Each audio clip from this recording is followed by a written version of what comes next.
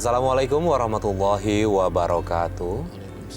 Selamat pagi pemirsa, senang sekali saya Farid Hasan menjumpai Anda dalam Tawakal. Dan pemirsa, di pagi hari ini alhamdulillah kita sudah kehadiran tamu kita, narasumber kita bernama Ibu Lina. Nanti Ibu Lina akan bercerita mengenai apa yang masalah yang ia hadapi. Assalamualaikum Ibu Lina. Waalaikumsalam, Mas. Ya. Selain Ibu Lina, kita juga sudah hadir bersama, yaitu Bapak Ustadz Ziyad. Assalamualaikum Pak Ustadz. Waalaikumsalam warahmatullahi wabarakatuh. Ya, terima kasih sekali lagi Pak Ustadz sudah hadir di studio bersama kami. Pemirsa dan Pak Ustadz, Ibu Lina ini bisa dibilang dia punya masalah yang cukup pelik, pahit yang ia harus hadapi. Mulai dari diperlakukan kasar oleh orang tuanya dan juga ada cerita lain nih Pak Ustadz. Untuk itu silakan Ibu Lina kalau mau bercerita boleh dimulai sekarang.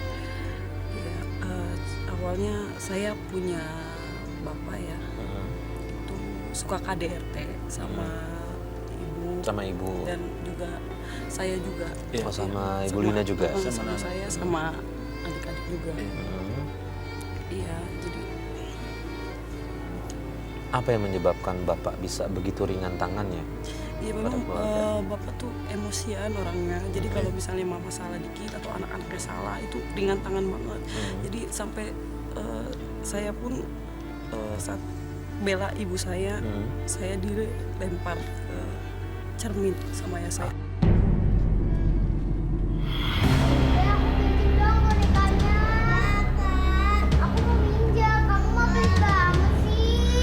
Udah dong ya, kalian jangan berantem, nanti kita dimarahin sama ayah. Aduh, udah ya. Berisik tau! Gak tau gue lagi tidur apa? Malah nangis lagi. Ayo kita masuk kamar aja yuk, Dek. Dasar anak.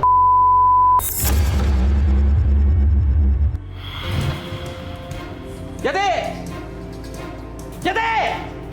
Kemana lagi nih perempuan? Yati! Dari mana sih lo? Fasim, ada apa sih ya? Ibu lagi nyuci di belakang. Gue panggil-panggil kagak nyaut-nyaut lo. Budak lo ya? Bikinin gua kopi. Budak lo ya? Nggak kedengeran ya. Lagian kita nggak punya kopi lagi. Gula juga nggak ada. Ibu udah benar-benar nggak punya uang buat beli sembako. Makanya ayah kerja dong. Lu ngomong apa lo? Ngomong apa lo? Ngomong apa lu? Ngomong apa lu? Lu nyalahin gue lo? Hah? Enggak, Pak. Lu ya? Lu tuh jadi istri bisanya cuma minta duit. Sakit ya, sakit Pak. Lu mikir kapan nggak ada duit? Ayah jangan begitu. Pak, Bapak bisa kerja apa aja Pak. Yang penting halal. Yang penting anak-anak kita bisa makan lagi. Oh, lu ngajarin gue ya? Kurang ajar lo!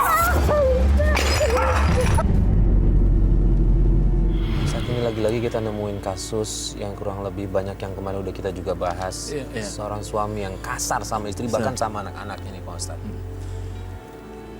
Kita ikut prihatin Mas Farid ya dengan kisah Mbak Lina ini, di mana mendapati ayahnya itu gampang main tangan, kasarnya begitu, atau dalam undang-undang itu namanya KDRT, kekerasan dalam rumah tangga.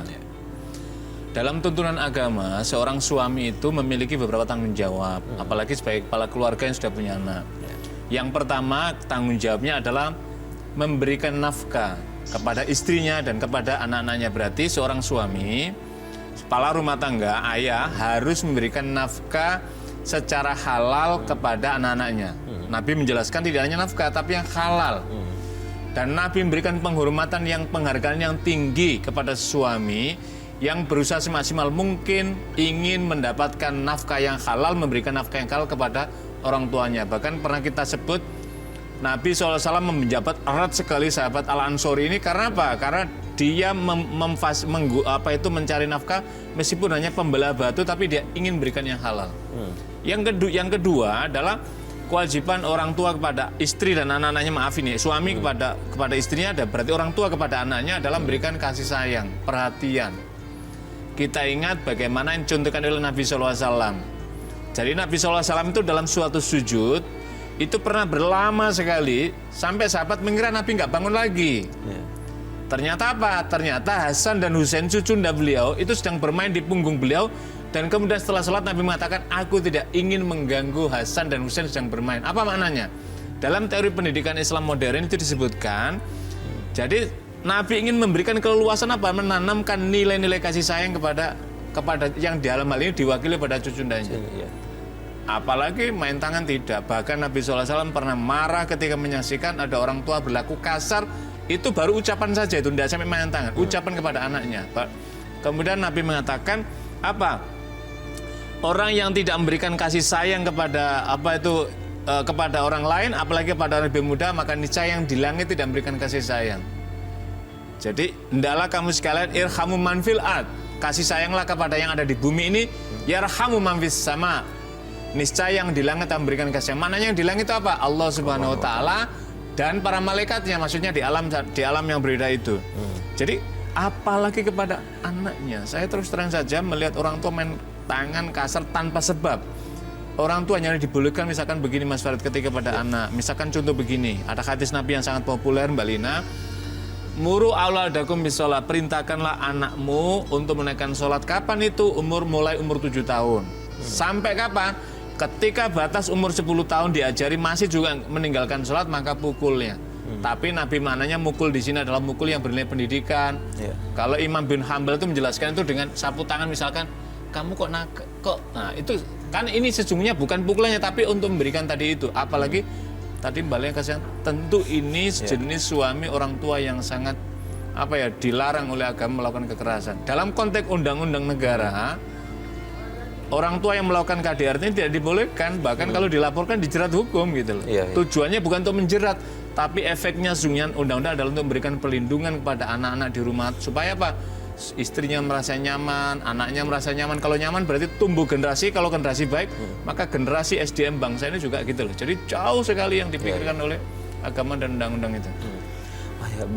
Ibu Lina, pada saat ibundanya Ibu Lina ini tahu sering mengalami kekerasan yang dilakukan oleh suaminya, apa yang ibunda lakukan? Ya tadinya sih mama masih sabar gitu ya ngadepin bapak, tapi lama-kelamaan kan mama nggak tahan ya kelakuan bapak. Kita terus pergi ke rumah nenek untuk minta perlindungan sama nenek. Nenek dari mama. Ya. Tapi sampai di sana tuh malah kita tuh ditolak gitu.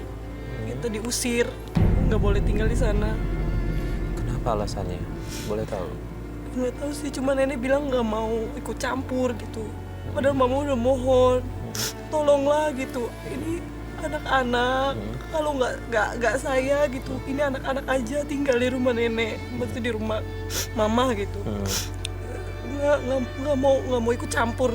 Tapi akhirnya mau mohon akhirnya adik saya yang 2 yang diterima di rumah nenek. Di rumah nenek. Dan saya sama mama pergi dari rumah nenek. Kenapa? Takut sama bapaknya atau gimana? Kayaknya sih kayak gitu soalnya Kayaknya kan tahu kalau sudah diperlakukan keras seperti itu ya di rumah ya. Tahu. Lalu kemudian Mbak Lina dan ibunda tinggal di mana? Tinggal di halte, tinggal di terminal, tinggal di jalanan. Kita nggak punya tempat tinggal. Tidak menetap di rumah atau Karena kontrakan atau takut apa? sama ayahnya tadi ya. Iya, jadi neneknya justru yang takut sama ayahnya Ibu Sama Lina. ibu, ya, Karena kalau diterima semua takut ada kekerasan lagi. Jadi yang diterima cuma adeknya nih Pak Ustadz. Ya. Jadi gini Mas Farid, ini kasus Mbak Lina ini kan model orang tua semacam ini laki-laki ini kan membahayakan keselamatan istrinya, membahayakan keselamatan pada anaknya. Baru aspek fisik lah ini. Belum aspek batin psikisnya, itu kan perih dan ini yang paling dalam. Kalau dalam pepatah luka fisik maka dikasih obat selesai, tapi luka perasaan ini yang sangat berat sekali. Lah Nabi SAW pernah menyampaikan dalam suatu hadisnya, akmalul mu'minina imanan ahsanuhum khuluqan. Sesempurnanya kualitas iman seseorang itu adalah tergantung pada kadar kualitas akhlaknya. Akhlak berarti ini. Kemudian Nabi melanjutkan, wa khiyarukum li ahlikum atau linisaikum. Dan sebaik-baik di antara kalian adalah orang yang terbaik kepada istri atau pada keluarganya. Jadi ada dua redaksi. Yang pertama hadisnya itu diakhiri khairukum li ahlikum, ada hadis lain khairukum li nisaikum. Jadi adalah yang terbaik kepada keluargamu. Dan kemudian Nabi mengatakan, dan saya adalah orang yang terbaik kepada keluarga kami. Jadi karena perlakuan Nabi yang sudah beberapa episode sebelumnya kita sampaikan itu memang luar biasa lah. Ini tadi kan kita prihatin ya, ada ayah perlakuan kepada istrinya seperti itu, ganasnya kepada anaknya ganasnya, sampai anaknya mohon maaf ngungsi istilah begitu kan, migrasi keluar dari rumah minta tolong padanya. Ini kan membahayakan sekali. Karena itulah ini kalau misalkan mohon maaf, ini kalau istrinya itu melaporkan misalkan kan harusnya kan minta apa? Kalau ada pertengkaran keluarga, mintalah orang tua itu bukan ikut campur, tapi mendamaikan. Jadi dua orang tua dari pihak ayahnya, orang tua dari pihak ibunya berdamai mengatur, ini anak saya gimana, yang perempuan, ini anak lagi mana, udahlah damai. Tapi kalau sudah sampai menyangkut keselamatan, apalagi kita lihat fisik tadi sampai seperti tadi, ini sudah tidak bisa ini kan mesti apa ya, orang tua selain turun tangan ini nggak bisa, harus dihentikan ini. Hentikan dalam makna adalah orang dibuat supaya disadarkan, cari orang yang apa ya, hakim itu dalam mana tidak hanya hakim negara, tetapi orang yang dituakan di lingkungan seperti itu untuk menasihati. Jangan sampai mengancam keberadaan fisik maupun batin, fisiknya lah terutama kepada istri dan anak yang tadi. Dan sekali lagi Mas Farid, agama mencela model atau tipe laki-laki yang seperti ini kepada istrinya dan kepada anak-anaknya, yang seharusnya memberikan perlindungan pada istrinya dan kepada anak-anaknya. Kemudian lalu Bu Lina selama tinggal di jalan mencari makan itu dari mana? Saya cari uang, saya bantu mama dengan cara mengamen. Mengamen Iya, di di jalan. jalanan mengamen. Tapi Itu di usia berapa? di usia masih 13 tahun. 13 tahun. Baru tamat SD lah Mbak Lina ya? Iya. Iya, Mulai SMP. SMP. SMP. Saya nyari uang dengan cara ngamen. Masalah saya ada lagi. Masalah apa? Saya Alhamdulillah hari ini banyak juga duitnya. Neng, udah berapa banyak nih duit hari ini lo? Lumayan bang. Mendingan ikut abang kerja daripada capek-capek lu ngamen.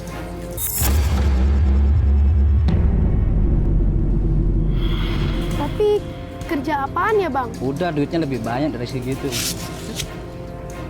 Tapi kerjaan apaan bang? Nanti lu gak tahu duitnya lebih banyak dari segitu. Mau nggak? Gimana ya? Ya yuk. Iya udah deh bang. Oh, yuk. Bang, saya Udah nggak kamu mau. ikut abang. Bang, saya nggak mau. Udah kamu ikut. Bang, Udah kamu Bang. ikut aja. ih apaan sih? Kamu mau kerja Ini, Bang. kan? Tapi katanya mau kerja. Ya Ini udah, apa? kamu tahu nanti kerja aja udah ikut Tapi abang. nggak ya. mau bang, saya bang. Aduh, bang, tolong jangan. Diam. Tolong. Oleh siapa boleh tahu? preman di terminal. Ya Allah, ya Rabbi. Bercerita nggak sama ibunya?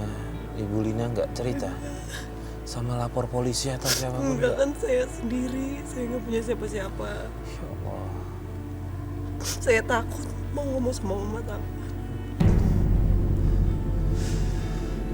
Saat ini kita prihatin ya. Betul, Ibu sangat Lina prihatin, ya, Mas Farid. yang menimpa Ibu Lina. Ini gimana Pak Ustadz ya? Harusnya anak dalam bimbingan orang tua, seberapa berat sih dosanya orang tua membiarkan anak seperti ini? Ya tentu dosa besar, tentu dosa besar. Salah satu di antara dosa-dosa yang Allah benci dilakukan hambanya itu adalah ketika suami tidak bertanggung jawab pada istri. Ketika ayah tidak bertanggung jawab kepada anak-anaknya. Kan Nabi mengatakan begini, kullukum ra'in wa kullukum mas'ulun an ra'iyatihi. Setiap kamu adalah pemimpin dan setiap pemimpin adalah dimintai pertanggungjawaban. Ini secara umum. Dan suami adalah pemimpin atas rumah tangganya pada istri dan pada anaknya.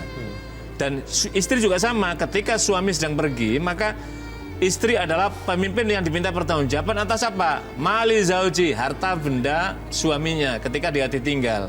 Lah, ini dalam hal ini kan tidak pada istri tapi pada suami. Jadi ketika diminta pertanggungjawaban apa? Pertanggungjawaban nanti di akhirat di hadapan Allah sangat berat sekali. Jadi ayah hendak dari yang telah menelantarkan, karena dampaknya kan bisa kita rasakan, Mas Ari. Jadi ketika orang tua suami yang keras kepada istrinya, kemudian istrinya tidak nyaman di rumah tangga, anaknya tidak nyaman kepada melihat bapaknya di rumah, maka akhirnya apa? Lari lah. Tadi kan di jalan tadi itu. Ketika di jalanan, ya sudah, ini kan area lingkungan yang liar sekali ini. Dan ya di situ aneka macam. Ada orang yang berakhlak, ada orang yang tidak berakhlak. Ketika bertemu dengan orang yang tidak berakhlak, yang terjadi kayak tadi itu. Sampai kemudian diperkosa. Dan ini para pemirsa, ini menjadi pelajaran berharga kepada kita semuanya. Para suami, para kita kaum laki-laki ini perlu juga harus memikirkan anak-anak ketika berlaku kasar pada keluarga. Berpikir kalau anak tidak kerasan di rumah kemudian keluar, apa yang terjadi? Pikirkanlah bahwa lingkungan yang di luar ini sangat berbahaya, apalagi anak belum dewasa dan ini yang kejadian ada ketakutan. Ini kan karena itulah agama memberikan tuntunan dan warning pada kita semuanya. Insya Allah. Ibu Lina, berapa lama menahan tidak kasih tahu ke ibu kalau sudah diperkosa sama orang? Sampai sekarang sih Sampai sekarang belum ngomong sama ibu? belum, sama mama belum. Saya juga jadi kayak merasa hina. Saya malu sama mama. Sampai saya stres, saya juga jadi wanita malam. Boleh tahu kenapa Ibu Lina, karena stres itu ya ada, kenapa yang bisa bikin Bu Lina tetap merelakan diri, menjual diri? Saya cuma merasa kotor aja. Kayaknya nggak ada jalan keluar yang lain. Insya Allah, Pak Ustadz, ketika di persimpangan jalan seperti itu Pak Ustadz, Iya. harusnya apa yang dilakukan orang nih? Kalau Ibu Lina kan mengambil jalan pintas seperti itu, biar tidak terulang, apa yang harus dilakukan? Kan gini Mas Farid, karena tadi kan inilah saya kira usia rentan. Kan usia SMP, usia SMA awal ini adalah usia yang rentan. Karena itulah tanggung jawab orang tua memperhatikan, tanggung jawab guru juga di lingkungan sekolah.